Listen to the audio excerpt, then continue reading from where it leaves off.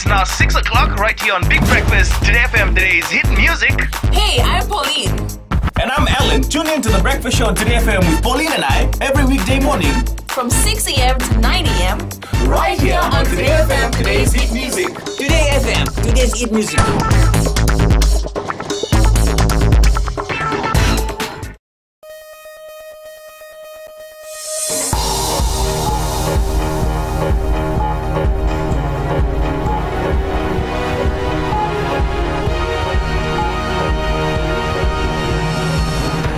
Good evening, this is FBC News. I'm Jackie Spate. In this bulletin, Privileges Committee deliberates on Ratanaingama's slur.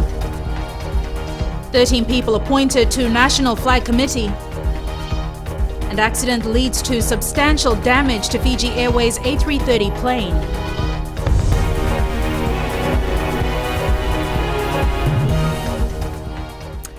An accident that caused substantial damage to a new Fiji Airways A330 plane over the weekend will continue to disrupt international flights until further notice.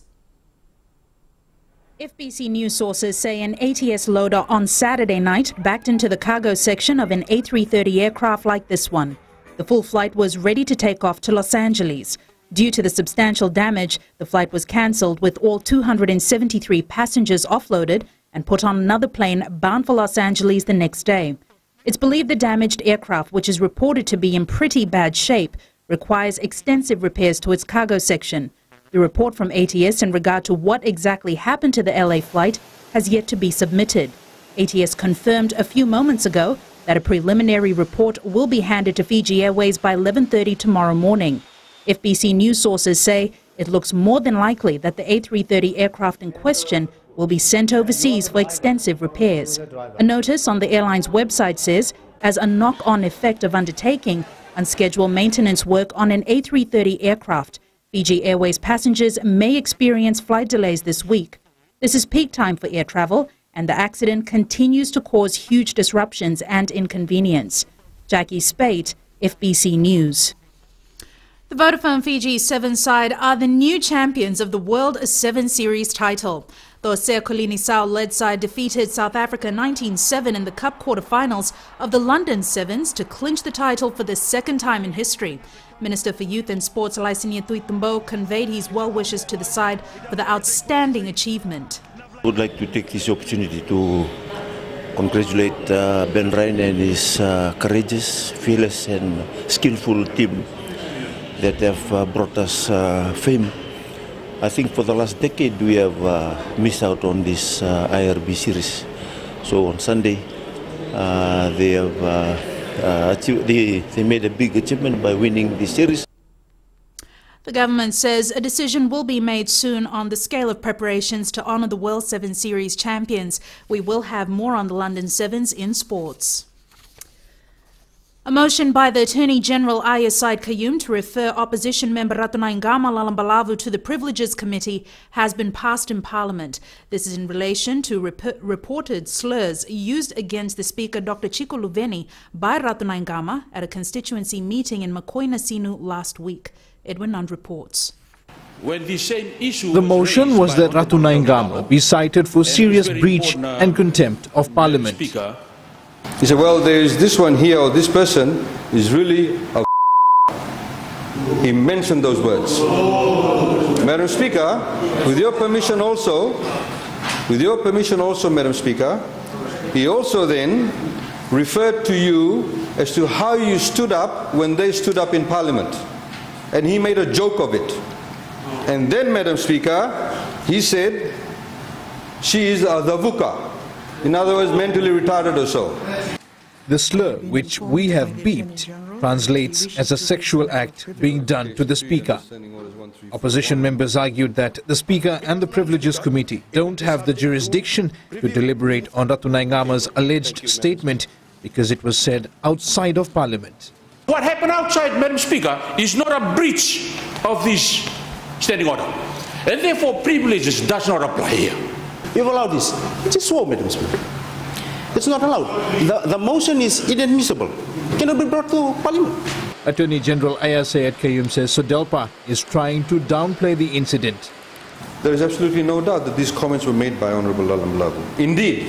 Indeed, Madam Speaker, SODELPA officers have confirmed and they've said that these remarks were harmless. Mick Beddoes in today's papers. SODELPA backs Ratu Nengama. These are all evidence of the fact that SODELPA have agreed with the fact that the honourable member made these comments. No, I don't think so. It's good. The parliamentarians are getting good pay. They shouldn't use swear at Speaker of the House. Late this afternoon, the Privileges Committee, chaired by Deputy Speaker Ruveni Nandalo, met at the Parliament complex. The committee, which is actually still deliberating in the room behind me, has been tasked with determining the sanctions against Ratu Nengama for his reported breach of parliamentary privileges. The committee has until Thursday to make recommendations to Parliament. Edwin Nand, FBC News. The National Flag Committee begins the task this week of sifting through the flag designs submitted to the National Flag Competition. The committee consists of 13 members covering a broad spectrum of professions and will be chaired by the Assistant Minister for Youth and Sports, Ilyasa Ndelana. Ellen Stahls reports. Committee members include former Air Fiji CEO and Senior Manager for Fiji Airways, Shanaz Vos, as well as the Fiji Broadcasting Corporation Radio Program Director, Shami Lochan. Another familiar face is former Miss Hibiscus and Public Relations Consultant Lenora Gergeratambua. Other members include an American flag expert, Ten Kane, and Tui Wainunu Ratu Orisi Mbale Tavea. FBC News took to the streets to find out what members of the public wanted the new flag to look like. The flag reflects the country, so it needs to be some of our cultural identity and all the things about Fiji, because the flag speaks for the country. I just want the color to remain.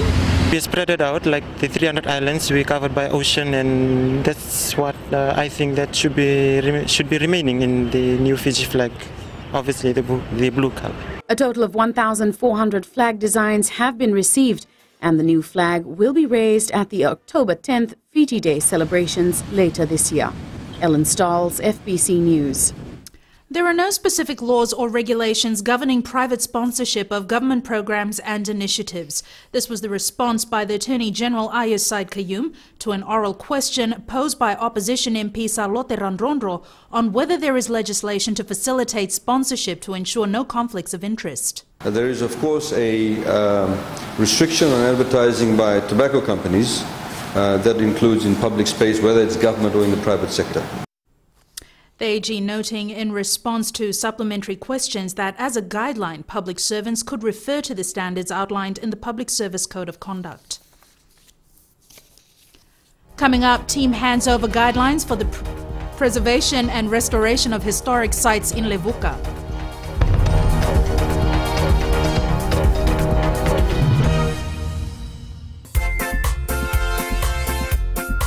Ya bina pwede mwana kwa chuma ni mwezi kwa mwana bula FM namba ndiwe na siri na ngona ni ndende manda ke Central Rental Support ke ndero shuru kwa minichi meva na koloko. Ni sabula. Oya wa tisoni dalai. Gonga ya mwezi dono. Nama kikirau bena tolu kene bitu. Ena via kabi moliti kene porombuka. Goria na lali ne kabi. Bula FM namba ndiwe na siri.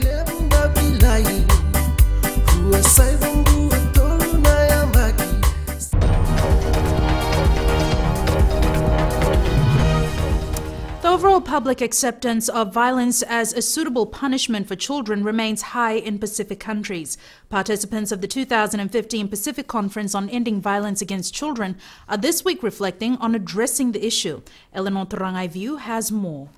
Only 10% of children in the Pacific are fully protected by law from corporal punishment. In most Pacific countries where baseline data exists, more than 70% of adults admit to using violent punishment on children at home. We must recognize that no violence against children is justifiable and that all violence against children is preventable. While limited data exists on the extent and scope of violence against children, the little information gathered reflects a widespread culture of underreporting. We can help give voice to the thousands of children who suffer daily as a result of violence and abuse. And if we can't speak up, we have to ask ourselves, who can? Stan, in his words, the president challenged the participants to pull together their knowledge, expertise and resources to come up with solutions that are sustainable. If we are serious about protecting our most vulnerable, the same beautiful children we hold in our arms and promise to protect on the day they come into this world, then this must be a priority. Anything else is just an excuse. Participants have been told violence against children is costly, not only to the victims and their family, but the nation as a whole. Violence against children has a very high cost for society. We have learned that it diverts billions from social standing, and in fact it undermines and erodes the human capital of nations.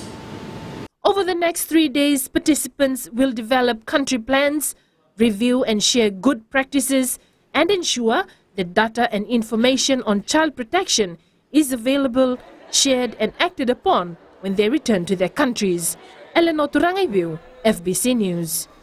Several days of brisk southerly winds have generated huge waves that are rolling up on the southern shores of Itilevu. Korotongo village in Singatoka felt the brunt of the waves last night. Chanel Sivan reports. Last night, these homes were inundated with huge tides. The waves were about a meter high and hit the village numerous times. Villager Peleki Tuisowanga says they are fearing big waves may hit the village again. On Sunday, the big waves came into the village. I came after another one that happened on Saturday. It came in the night in consecutive waves, hitting one after the other. The big waves that came from the sea hit the reef and broke, and it came rushing towards the village. Tuisowanga says this is not the first time the village has been hit by the big waves. The waves that came on Sunday, we are lucky that it came during the low tide. It would have been a different story if it came during the high tide. The villagers say a seawall should be constructed to protect their homes and the village. Chanel Shivan, FBC News. 2 people are admitted in the Nandi hospital following an accident involving 2 vehicles in Solovi, Nandi. Police say the 40-year-old driver of one of the vehicles died in the accident yesterday afternoon. His car apparently went onto the wrong side of the road and hit an oncoming vehicle. One of the injured is a woman who was standing by the road near vegetable stall. The other was a passenger in one of the cars. Police investigations are continuing. Members of Australia's International Council of Monuments and Sites have today handed over guidelines for the preservation and restoration of historic sites in Levuka. The old capital was chosen as a World Heritage Site in 2013. Savara Tambua has more.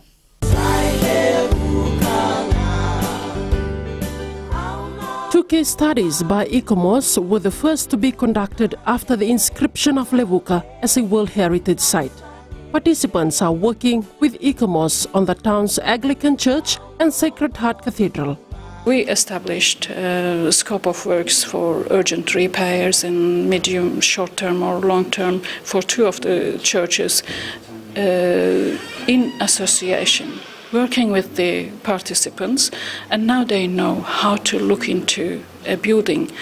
They started to look differently to their town, and now they have the ownership. They assist what is important as God's gift to Fiji, including the church. I celebrate it. Department of Heritage and Culture Consultant Director Penny Dabuilani says Fiji needs to have a charter regarding these and will be successful if stakeholders work hand in hand.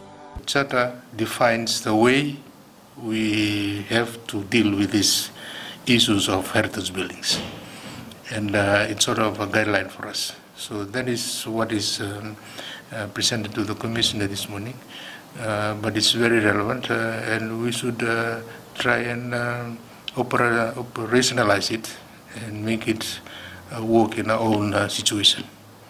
Fiji ratified the 1972 UNESCO Convention for the Protection of World Cultural and Natural Heritage Sites in 1990, making it the first South Pacific state to do so. Sabera Tambua, FBC News.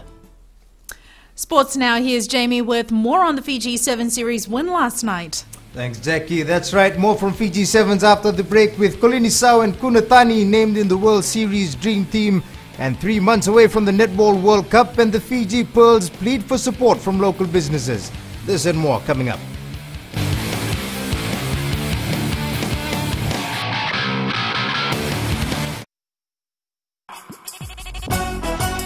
छू छू छू हे हे नमस्ते Fiji, आपके हर एक problem की दवा लेकर मैं आ गई हूँ 9 से 12 बजे तक आपकी सहेली Renu.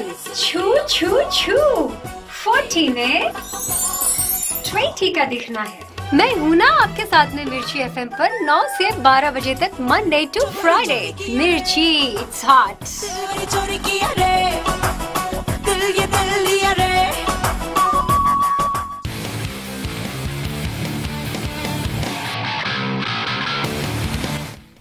As mentioned earlier, the Vodafone Fiji 7 side has secured the World 7 Series title again after a lapse of 9 years. Fiji only needed to beat South Africa in the Cup quarterfinals of the London Sevens to claim the title, and the Osea Kolini Sau-led side did not disappoint. Chalen Daudakadaka reports. The two top teams in the World Series standings battle each other in the Cup quarterfinal, the result not only earning the winner a semi-final spot, but also the overall title. After enduring a long period of attack by South Africa, Fiji turned defense into offense with the first try to Savanatha Rawatha. Aminoni Nasilasila had an outstanding tournament and set up his captain Osea Kolini Sau for a try to see Fiji lead 12-0 at halftime. And he goes round behind the post. Throughout when we started out the season, we told ourselves that our faith in God, our faith in each other, and our faith in our rules of the team have to be strong, and we have to have the love. We're really thankful that we finished the series. It's been a tough journey all along, but all thanks to God that we made it this far. The Blitzblocker replied with a try soon after the breather, which sounded the alarm bells in the Fiji camp, but that was dispelled after Rawatha scored his second try to seal the deal. Thank you very much for supporting the team. If one we should praise and one we should thank, is let's just praise and thank the Lord for giving us the victory. The team will make its triumphant return to the country on Wednesday, having achieved its two major goals for the season, qualifying for the 2016 Rio Olympic Games and winning the World Series title. Silent Odakavak, FBC Sports. And you can watch a replay of all Fiji's games on FBC TV from 10 o'clock tonight. And fan reaction to Fiji's winning of the World 7 Series is what you'd expect. So Rohit Deo took to the streets today to find out what fans think of the marvellous win. And it is Fiji who are the series champions of 2014-2015. Hard work does pay off, and it was payday for the Vodafone Fiji 7 side today. The win is a welcoming one for all Fijians. Awesome. I love the boys. I just watched the quarterfinal against South Africa. I didn't watch the semi-final and the final, but it was awesome. I love it. I like it. I just want to thank the boys for their dynamic job towards the Glasgow and the ending bar. Thank the boys for their big job. Fiji played well and everybody proud. So just enjoy. The victory is even sweeter as it has come after a lapse of 9 years. I think they did really well, and I think their hard work paid off. Everybody's proud of them. I'm proud of them. The boys played really well. I'm proud they won the series. I have no complaints about their performance. Throughout the whole series, they've been, performing really well. They won how many tournaments? So even though they lost this tournament, I think they still did well. So I'm really proud of them. A holiday for a win. Well, the performance was good. We really enjoyed the game and everything with the boys and all. Meanwhile, many workplaces, including the Fiji Broadcasting Corporation, took time out to celebrate the victory. Sevens is something that unites the country like no other thing in Fiji. And everyone from young and old cuts across racial divides and community divides, and everyone from towns, from the cities, whatever your background, they cheer for the Sevens team, they want the Sevens team to win, and it's such a good feeling, and we are partaking in the good feeling that is around the country today. We played a total of 54 matches in this series, winning 48. That's an epic 89% success rate in all matches of this series. The stats speak for themselves, and deservingly, the flamboyant Fijians can now be called the champions of the Sevens world. Rohit Deo, FBC Sports. Meanwhile, USA pulled off a stunning performance on day 2 of the London Sevens to win the Cup final. The side, coached by Englishman Mike Friday, defeated Australia 45-22, making their first final appearance this season a memorable one.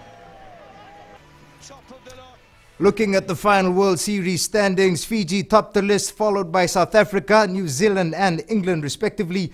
All top 4 teams have automatically qualified for the 2016 Rio Olympic Games. Meanwhile, Oseko Linisau and Semi Kunatani were named in the World Series Dream Team today. Kunatani has also been shortlisted for the World Series Player of the Year award alongside South Africa's Sibelo Senatla and Werner Kok. Nippy halfback Jerry Tuwai was named the Rookie of the Year. The Fiji contingent to the Pacific Games has been finalized. Except for the sport of rugby and football, all other athletes who are to compete for Fiji at the Games have been selected by the respective sporting bodies. The Pacific Games will be held from the 4th to the 18th of July in Papua New Guinea, where Fiji will compete in 27 sports. Netball Fiji is pleading with local business houses to lend their support to the Fiji Pearls preparing for the Netball World Cup in August. The association hosted a fundraising cocktail event over the weekend, which managed to raise over $100,000. Unlike other major sports such as rugby and football, netball does not receive any financial support from its parent body, International Netball Federation. That's why we rely a lot on our business community, on locals to assist us. We do appreciate and we recognize the financial constraints that face us all. And this, with different local sporting organizations targeting the same people and the same companies. The association is hoping to raise $300,000 to send the Fiji Pearls to the World Cup in Australia in August. The Vodafone Fiji football side is currently playing its last warm-up game in Australia before departing for New Zealand tomorrow for the FIFA Under-20 World Cup. After losing 3-0 to Mexico last Friday, the Fijians are looking for a better showing today. Rewa's Garish Prasad, who is part of the team, says as the World Cup nears, the excitement within the camp is increasing, especially with the first match against Germany. A really big thing because, I mean, we always think of Germany as a world #1 team, but it's a great privilege to play them. At least we can, gain some respect from playing a good game against them. The World Cup will begin on the 30th of this month in New Zealand, where Fiji is pooled with Germany, Honduras and Uzbekistan. The side will take on Germany in its opening match on June 1st at 1 p.m. That was your sports for this evening. It's back to Jackie now with business.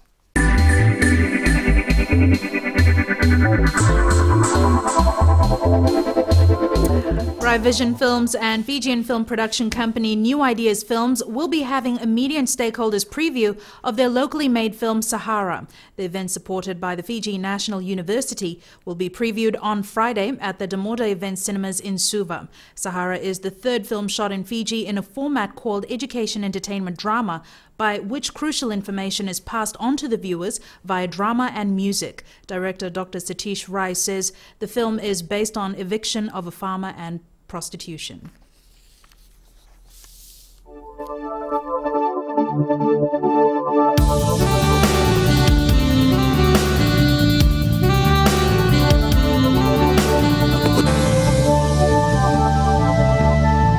Cloudy conditions affected the central and eastern divisions today. Fine weather prevailed elsewhere.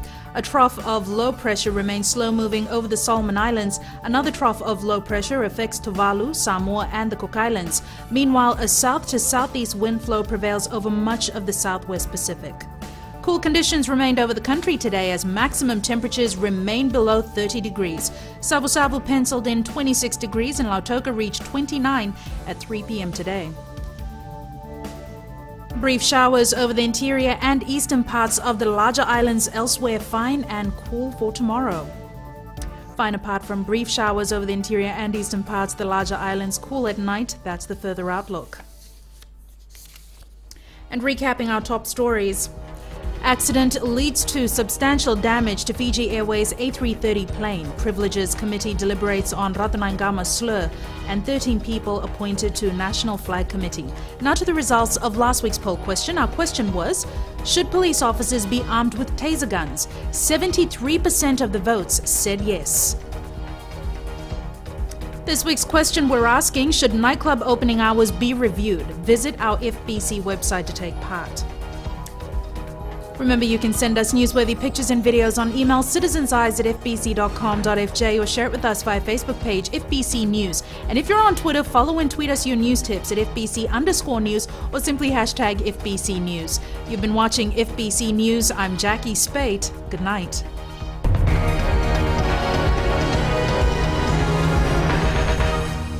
Saruan turu na kaloko na Radio Fiji 1 ang dumibiki na bunga ni Binano.